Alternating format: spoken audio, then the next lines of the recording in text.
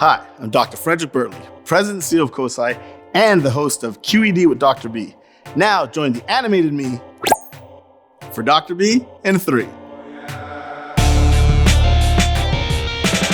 Okay. So we're all fussing about GMOs. Well, what is a GMO? Where do GMOs come from? And how are they currently used? So here's the deal. Genetically modified organisms have been around for a long time. A very long time. In fact, Mother Nature has been genetically modifying organisms, well, since the beginning of Mother Nature. Moreover, genetically modified organisms are responsible for the wonderful biodiversity that makes up our planet. Simply put, a genetically modified organism is, as the name suggests, an organism that has had its genetics modified. You see, all life forms are made up of DNA, a sequence of 4 letters A, T, G, and C that spell words or genes that ultimately code for proteins that make up, well, every living thing. If you modify those letters, you can change the message to give you a slightly different outcome, and in the case of Mother Nature's GMOs, that's a more desired evolutionary outcome. But this is not a new thing. Humans have been modifying genes for over 30,000 years. Yeah, the tools were different back then, as the modern day molecular biology labs were not available, but the principle of manipulating genetics, and as Charles Darwin later coined, selective breeding and artificial selection, is the same thing. For example, maybe you grow tomatoes in your garden, and you really like big, juicy ones. So you choose the plants with the juiciest tomatoes, and you use them to breed next year's tomato plants. The following year, you do the same. Repeat this over and over. And after several generations of hard work, you now have a new breed of tomato plant with bigger and juicier tomatoes, making all of your family and friends jealous of your delicious, prize-winning caprese salad.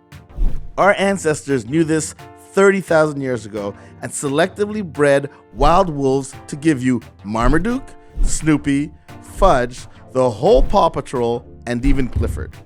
Yes, your pet dog is a genetically modified organism. So is that Triple Crown Thoroughbred winner, hence the name Thoroughbred, as well as your favorite filet mignon. Of course, plants did not escape this affection for selective breeding either.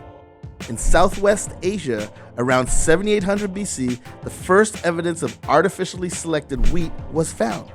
Since then, there has been an explosion of genetically modified plant life, from bananas to tomatoes, to those seedless grapes and watermelon you love so much. And as for corn, the staple of Western society that underpins the entire world agricultural industry, yup, you guessed it, GMO'd. Modification of DNA has been happening forever, and farmers for centuries have exploited this biophenomena to provide different kinds of crops, longer lasting produce, and significantly more of it. Let us say you are tired of your crops being eaten by pests.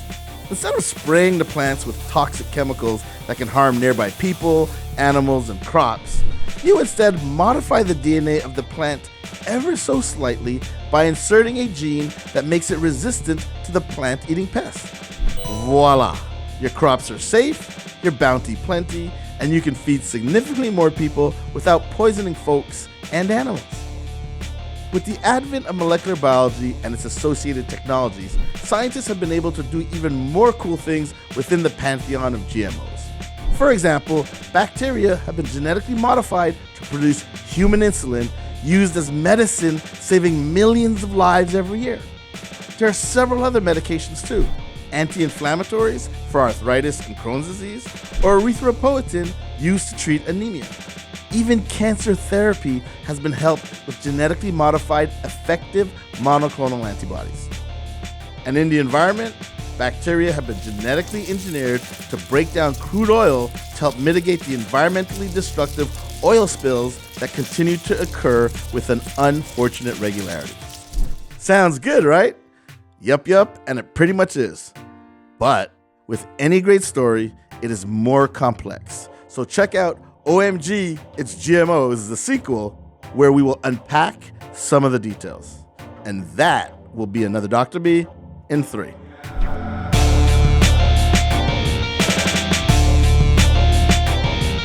If you like this video, remember to like, subscribe, and comment below.